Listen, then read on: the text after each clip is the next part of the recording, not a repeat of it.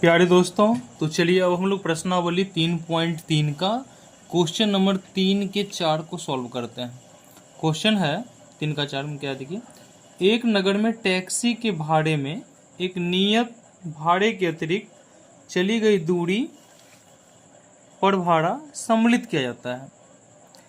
10 kilometre दूरी के लिए भाड़ा 105 रुपया है तथा 15 किलोमीटर के लिए भाड़ा जो है 155 रुपया है। नियत भाड़ा तथा प्रति किलोमीटर भाड़ा क्या है? एक व्यक्ति की 25 किलोमीटर यात्रा करने के लिए कितना भाड़ा देना होगा? मतलब आपको यहाँ पे नियत भाड़ा निकालना है और प्रति किलोमीटर भाड़ा निकालना है। समझने का प्रयास कीजिए, पहले क्वेश्चन समझिए तब आप सॉल्व कर सकते हैं। एक नगर में टैक्सी के भाड़े में एक नियत भाड़ा है, मतलब फिक्स भाड़ा है कि आपको इतना किलोमीटर का, मतलब एक निश्चित कर दिया कि इतना किलोमीटर का जो है ना आपको फिक्स भाड़ा लगेगा। उसके बाद यदि अतिरिक्त चलते हैं, समझे, तो उसका अलग भाड़ा लगेगा। तो एक आदमी क्या करता है, नियत दूरी तो तय करता ही है, उसके बाद 10 किलोमीटर अतिरिक्त दूरी चलता है, तो उनको कितना लगता है? 105 रुपया कुल लगता है। और एक आदमी 15 किलोमीटर अतिरिक्त चलते हैं तो उन्हें 155 रुपया लगता है कुल भाड़ा। तो नियत भाड़ा और प्रति किलोमीटर भाड़ा क्या है, पहले हम यही निकालते हैं। देखिए, लिखेंगे यहाँ पे 4 माना नियत भाड़ा इक्वल टू x रुपया तथा प्रति किलोमीटर भाड़ा इक्वल टू y रुपया, इतना मान लिए। अब देखिए प्रश्न से,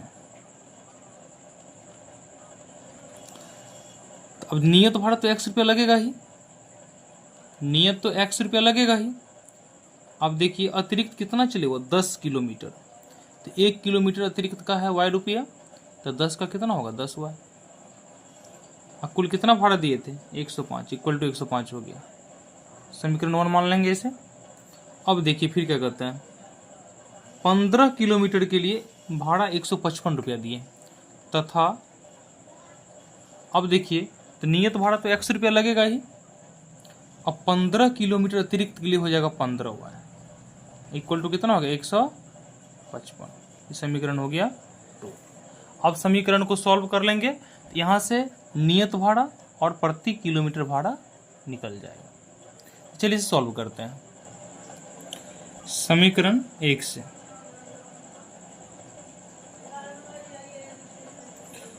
x plus 10y equal to 105 है, तो x बराबर कितना होगा? 105 और माइनस 10y, इसे 3 मान लेते हैं समीकरण, ठीक है ना।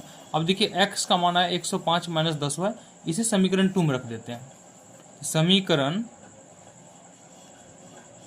2 में x का मान रखने पर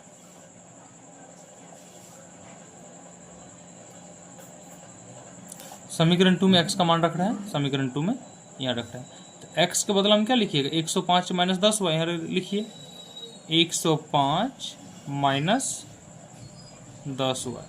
अब पहले से कितना यहाँ पे 15y है, ये x के बदला में लिखें इतना, इक्वल टू है 155। अब देखिए 105, अब 15y में से 10y जाएगा तो 5y बचेगा, equal to 155। 5y equal to हो जाएगा 155 और माइनस 105। 5y इक्वल टू कितना हो गया?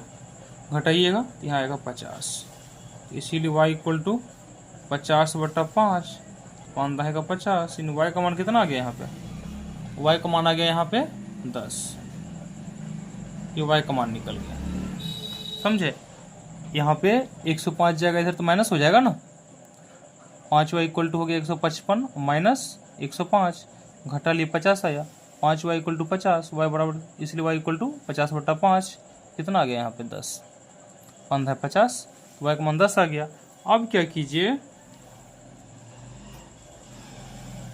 समीकरण 3 में यदि हम y का मान रखते हैं तो x मिल जाएगा। समीकरण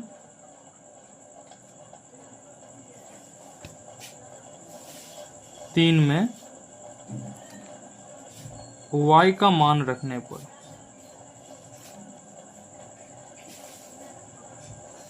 देखिए x इक्वल टू कितना है 105 और माइनस 10 y, तो y का मान कितना रखिएगा 10 रखिएगा। 105 और 10 दाएं के 100, कितना आ गया 5 आ गया, यानी x इक्वल टू 5 आया और y इक्वल टू 10 आया। ठीक है, तो आपका नियत भाड़ा, तो नियत भाड़ा कितना हो गया x,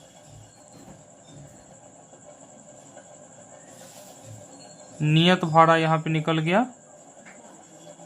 5 रुपया तथा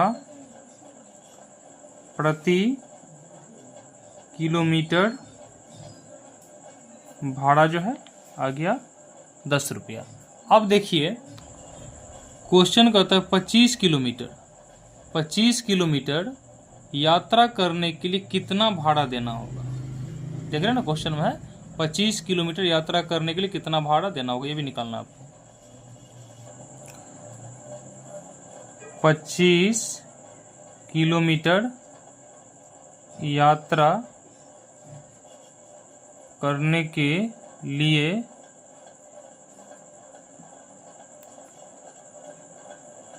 दिया गया भाड़ा।